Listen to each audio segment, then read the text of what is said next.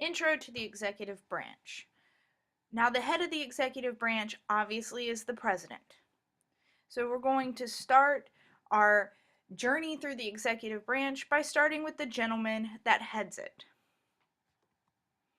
The framers' intention for this job or this position, the presidency, was that they would have a delicate balance to maintain as a central authority figure responsible for maintaining national security and for heading the operations of government. So enforcing the laws that Congress writes, but they must do so without becoming too tyrannical.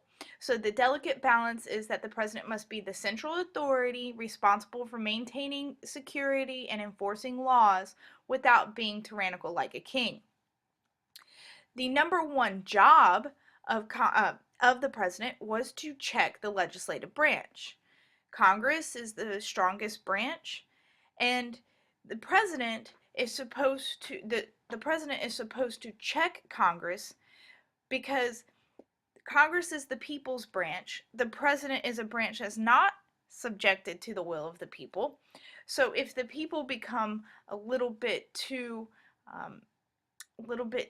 irrational or aren't necessarily worried about the interest of the nation or the public good, and that is reflected in their representatives and their senators' decisions, the president comes in and is able to check the will of the people. Now remember, the president isn't directly elected by the people. He's elected through electoral college.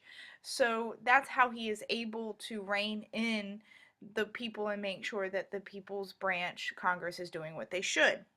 Now, ironically, that has changed because really the president is supposed to check the people's branch, but as his power has expanded, the president finds that Congress checks them. And the real reason why the president has a lot of trouble getting things done is that other policymakers have their own agendas and their own interests and their own sources of power. So presidents operate in an environment filled with checks and balances and competing centers of power. So every time you turn around, if you're the president and you're trying to do your job, which is to enforce laws and to do what's best for an entire nation, they are constantly getting checked. Now, the framers in the Madisonian model also wanted the president to maintain order. All right, the president and the vice president are the only officials that are elected to represent the entire nation. And in their efforts to get public support, they have to appeal to a broad spectrum of interests. They have to promise a lot of things to a lot of people in the nation. To fulfill these promises, they have to maintain order, or by maintaining order and fulfilling these promises, they actually expand the size of government. And of course, they lead the nation. The president is the subject of unending political analysis and speculation. They have to always constantly worry about scrutiny of becoming too powerful and posing a threat to democracy. But you'd have to argue that the Madisonian model, which is the constitutional system, is strong enough to check any real powerful president. So let's talk about the powers. The framers of the Constitution were weary of giving an executive authority too much power and decided not to even put an executive in the Articles of Confederation. But by the time the Constitutional Convention debate about the presidency came about, the framers knew they needed an executive. Shays' Rebellion proved that we needed a leader to command troops and maintain order.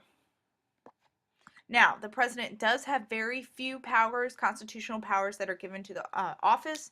If you look at Article 1, where it outlines Congress's powers, it's a very long list. But if you look at Article 2, it's very short, very vague.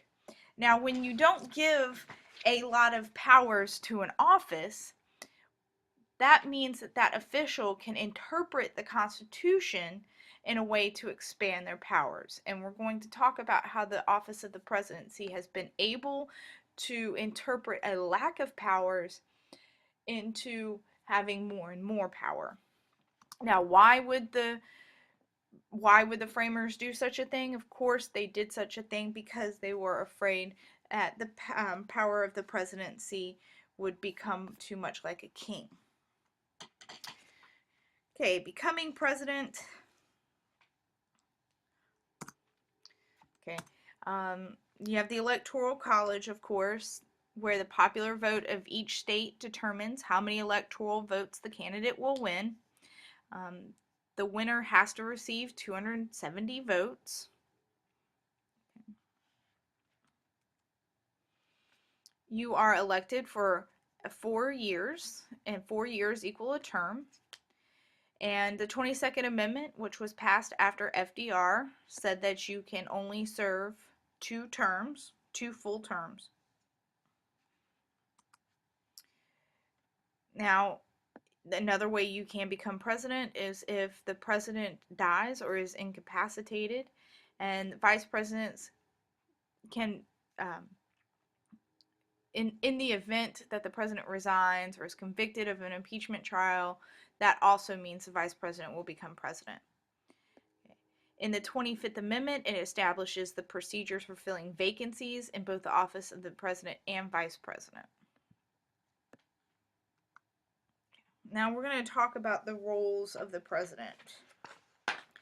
Now, the president is the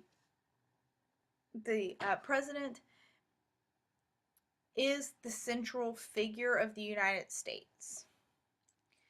The president is also the face of the nation.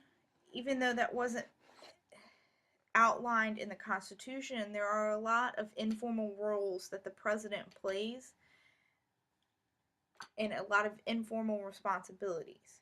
So we're going to talk about the formal ones and the informal ones. It is interesting that 43% of the people of the United States believe that having an honest president that shows integrity is one of the most important qualities. Now, to become the president, though, you have constitutional requirements. And a constitutional requirement would be you have to be a natural born citizen, you have to have lived in the United States for at least 14 years, and you have to be at least 35 years old. Okay, so powers of the president. Let's talk about the formal powers and the checks. So this slide asks you how many powers. If you want to practice right now naming as many powers as you possibly can or responsibilities as you can of the president, go ahead and pause it, do that. But I'm going to move on. Okay, the responsibilities. The number one responsibility is to run the executive branch. The president's most important roles is presiding over the administration of government. One of the sources for controlling this bureaucracy is the presidential power to appoint top-level administrators. So that's appointing key officials. Okay, presidents have recently taken more interest in the regulations issued by government agencies, like the rules that the government agencies enforce. The presidents are more interested in how government agencies like the NSA or the FBI or the IRS do their job. Part of that is because the president is responsible for enforcing laws. And before laws become law, or before bills become law, the president has the opportunity to veto any unwise bills, or really bills that don't represent his party's platform, or maybe bills that are contradictory to the promises that he made when he was campaigning. He negotiates treaties with foreign countries. He also recognizes any new countries. He has the power to pardon, reprieve, or commutate a sentence, which just means he can lessen the sentence or allow a sentence of a convicted criminal, or he can allow a criminal to walk free. He is commander-in-chief of the military, hence the picture of the stormtroopers. He informally, this is not a formal power, but he may propose the budget. Congress gave him that responsibility in the early part of the 1900s so he can come up with what he wants to be able to spend for the year. And he can propose policy in the State of the Union address. So too is State of the Union. So that's an intro into what it means to be president, the intention of the framers, the powers and responsibilities. Now in the next few videos, I'm going to be going over each one of those powers and responsibilities, formal and informal, in great detail.